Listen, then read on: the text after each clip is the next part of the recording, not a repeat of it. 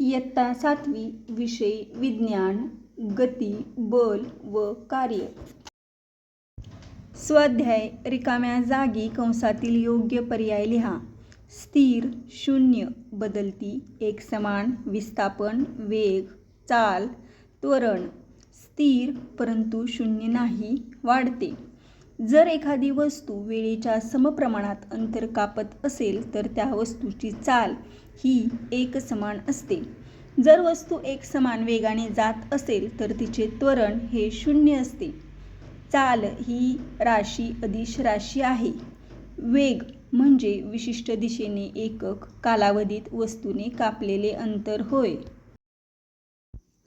आकृतीचे निरीक्षण करा व प्रश्नांचे उत्तर द्या.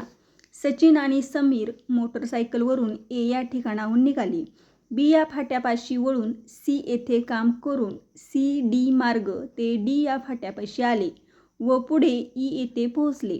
त्यांना एकूण 1 तास एवढा वेळ लागला. त्यांचे ए पासून ई पर्यंतचे प्रत्यक्ष कापलेले अंतर व विस्थापन काढा. त्यावरून चाल काढा. ए पासून ई पर्यंत ए ई या दिशेने त्यांचा वेग किती होता? या वेगाला सरासरी वेग म्हणता येईल का? सचिन आणि समीरने कापलेले अंतर. ए ते बी 3 किलोमीटर, बी ते सी 4 किलोमीटर, सी ते डी 5 किलोमीटर, डी ते ई 3 किलोमीटर. एकूण अंतर 3 + 4 + 5 + 3 बरोबर 15 किलोमीटर. प्रत्यक्ष कापलेले अंतर बरोबर 15 किलोमीटर. एकूण विस्थापन ए पासून ई पर्यंत बरोबर 3 + 3 + 3 बरोबर 9 किलोमीटर. एकूण विस्थापन बरोबर 9 किलोमीटर. चाल बरोबर अंतर काळ बरोबर 15 किलोमीटर म्हणजे 1 तास बरोबर 15 किलोमीटर तास. वेग बरोबर विस्थापन काळ बरोबर 9 किलोमीटर 1 तास बरोबर 9 किलोमीटर तास. ए पासून ई पर्यंत वेग बरोबर 15 किलोमीटर तास. याला सरासरी वेग म्हणता येईल. खालील ए गटामधील शब्दांची योग्य जोडी बी व सी गटातून निवडा. ए गट कार्य, बल, विस्थापन. बी गट न्यूटन, मीटर, जूल. सी गट अर्ग, सेमी, डाइन. ए गट कार्य, जूल, अर्ग. बल, न्यूटन, डाइन. विस्थापन, मीटर, सेमी. तारेवर बसलेला पक्षी उडून एक गिरकी घेऊन पुन्हा बसलेल्या जागी येतो. त्याने एका गिरकीत कापलेले एकूण अंतर व त्याचे विस्थापन याबाबत स्पष्टीकरण द्या. जर पक्षी गिरकी घेऊन पुन्हा त्याच जागी येतो म्हणजे तो वक्र मार्गाने फिरून पुन्हा त्याच जागी येतो. त्याने गिरकीत त्याचे कापलेले अंतर हे त्या वक्र मार्गाच्या लांबी इतकेच होय. पक्ष्याचे बसलेल्या जागेपासून पुन्हा त्याच जागी येणे म्हणजेच त्याचे विस्थापन 0 होय. बल, कार्य, विस्थापन, वेग, त्वरण, अंतर या विविध संकल्पना तुमच्या शब्दात दैनंदिन जीवनातील उदाहरणासह स्पष्ट करा. आपल्या दैनंदिन जीवनातल्या अनेक क्रिया आपण बल वापरून करतो. उदाहरण: सामान उचलणे, वाहन ढकलणे, वस्तू खालच्या मजल्यावरून वरच्या मजल्यावर नेणे इत्यादी. एफ या बलाने केलेले कार्य. डब्ल्यू बरोबर एफ × एस. येथे एस हे वस्तूचे बलाच्या दिशेने झालेले विस्थापन होय. बलाचा वापर करून काही अंतर हातगाडी ढकलत नेल्यावर कार्य होते. आपले दप्तर उचलून शाळेत नेणे हेही आपण रोज करीत असलेले कार्य आहे. घरातून शाळेत जाताना ठराविक अंतर कापले जाते. यावेळी आपले घर ते शाळा हे विस्थापन होय. त्यावेळी आपण वेग बदलत असतो. वाहन वापरताना देखील आपण ठराविक अंतर ठराविक वेगाने कापत जातो. हे वाहन सामान्यतः एकसमान वेगाने कधीच जात नाही.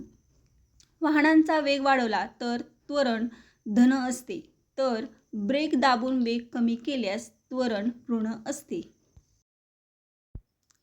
एका सपाट व गुळगुळीत पृष्ठभागावर एक चेंडू ए पासून डी कडे घरंगळत जात आहे. त्याची चाल 2 सेंटीमीटर/सेकंद इतकी असून बी येथे आल्यावर मागील बाजूने सी पर्यंत त्याला सतत ढकलले. सी पासून डी येथे गेल्यावर त्याची चाल 4 सेंटीमीटर झाली. बी पासून सी पर्यंत जाण्यासाठी चेंडूला 2 सेकंद वेळ लागला तर बी व सी दरम्यान चेंडूचे किती त्वरण घडले ते सांगा. चेंडूची हालचाल पुढील प्रमाणे आहे. चेंडू सपाट व गुळगुळीत पृष्ठभागावर घरंगळत जात आहे, म्हणजेच त्याला घर्षण बलाचा सामना करावा लागणार नाही. ए पासून बी पर्यंत जाताना चेंडूची चाल गती 2 सेंटीमीटर पर सेकंद आहे. बीला त्याचा वेग 2 सेंटीमीटर प्रति सेकंद असेल. सी पासून डी पर्यंत जाताना चेंडूवर बल कार्य करीत असल्याने चेंडूची या मार्गावरील चाल 4 सेंटीमीटर पर सेकंद डी येथील त्याची चाल असली पाहिजे. या उदाहरणात चेंडूच्या गतीची दिशा प्रत्येक बिंदूपाशी तीच आहे, एकरेषीय गती. त्यामुळे चेंडूच्या वेगाचा परिणाम बरोबर चेंडूची चाल. म्हणून बी कडून सी कडे जाताना होणारी वेगातील वाढ बरोबर 4 सेंटीमीटर पर सेकंद वजा 2 सेंटीमीटर पर सेकंद बरोबर 2 सेंटीमीटर पर सेकंद विस्थापनात होणारे त्वरण बरोबर वेगातील बदल भागिले काल बरोबर 2 सेंटीमीटर यस बरोबर 2 सेकंद 1 सेंटीमीटर स्क्वेअर. म्हणून बी व सी दरम्यान चेंडूचे त्वरण 1 सेंटीमीटर पर स्क्वेअर इतके त्वरण घडते. खालील उदाहरणे सोडवा. एकसारख्या वेगाने चाललेल्या मोटारीला थांबवण्यासाठी 1000 न्यूटन बल लावले, तरीही मोटार 10 मीटर अंतर चालून थांबली. या ठिकाणी कार्य किती झाले? येथे बल व विस्थापन यांच्या दिशा परस्पर विरुद्ध आहेत, म्हणजेच एफ बरोबर 1000 न्यूटन व एस बरोबर वजा 10 मीटर. डब्ल्यू बरोबर एफ गुणुले एस बरोबर 1000 न्यूटन गुणुले वजा 10 मीटर बरोबर 10,000. उत्तर 10,000 जूल कार्य झाले. 20 किलोग्रॅम वस्तुमानाची गाडी सपाट व गुळगुळीत रस्त्यावरून 2 न्यूटन इतके बल लावल्यावर 50 मीटर सरळ रेषेत गेली, तेव्हा बलाने किती कार्य केले? बल बरोबर एफ बरोबर 2 न्यूटन, विस्थापन एस बरोबर 50 मीटर. डब्ल्यू बरोबर एफ गुणुले एस म्हणजेच बलाने केलेले कार्य. डब्ल्यू बरोबर 2 न्यूटन गुणुले 50 मीटर बरोबर 100 जूल. उत्तर बलाने 100 जूल कार्य केले.